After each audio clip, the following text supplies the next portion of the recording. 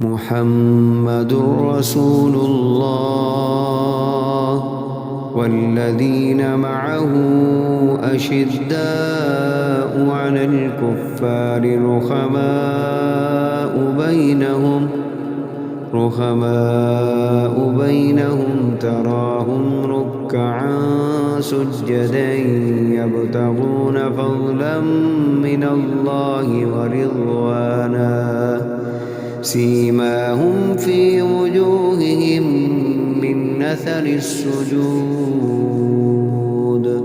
ذلك مثلهم في التوراة ومثلهم في الإنجيل كزرع أخرج شطأه فآزره فاستغلظ فاستوى على سوقه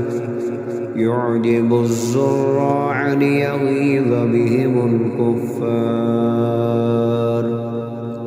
وعد الله الذين